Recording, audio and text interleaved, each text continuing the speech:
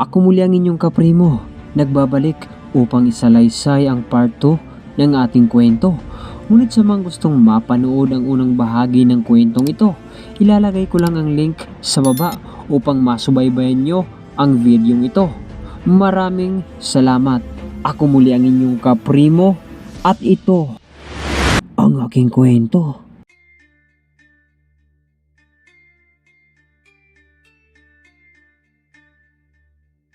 At eto na nga, sanhi ng matinding hampas ng alon kung kaya tumaob at nawasak ang bangka na sinakayan ni Donato.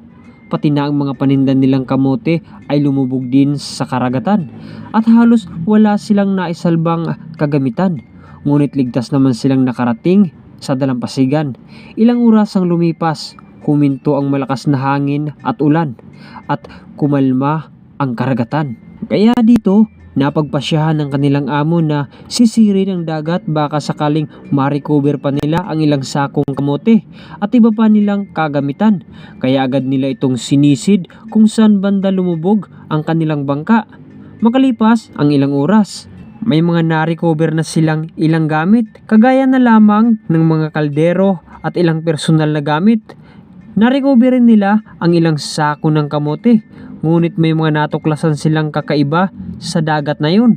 Ang mga batong nagmimistulang estatwa at agaw pansin dito ang isang estatwa na may suot pang damit at may nakaimprintang Monsanto.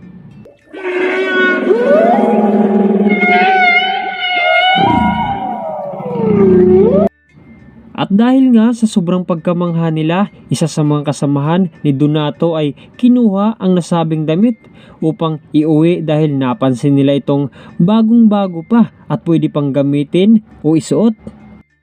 Makalipas ang ilang araw, nilabahan nila ang misteryosong damit na yon at dahil nga madalas nilang makita si Donato na laging luma ang suot na damit, kung kaya naman napagpasyahan na lang na ibigay na lamang ito kay Donato.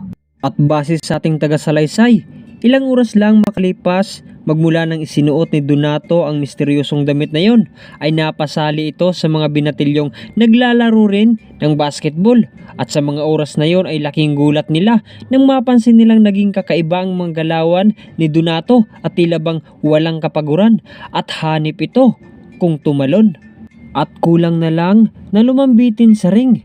At sa larong iyon ay talagang masasabing pambihirang galing ang ipinakita ni Donato na talagang nakakapanibago para sa kanila sapagkat alam naman nilang hindi ganon kahusay si Donato pagdating sa basketball. Ngunit magmula nang isinuot ni Donato ang misteryosong damit na yon ay nanibago sila sa kahindig-hindig na ipinamalas ni Donato na nagmimistulang halimaw sa ibabaw ng basketball court sapagkat mabilis na naipanalo ang laro dahil sa mga score na ginawa ni Donato. At nang tanungin si Donato kung bakit napakahusay ng kanyang mga ginawa, ay tanging sagot lamang nito na ambot, dere ko pud nga ni aram, o sinasabi niyang ewan ko, hindi ko rin alam.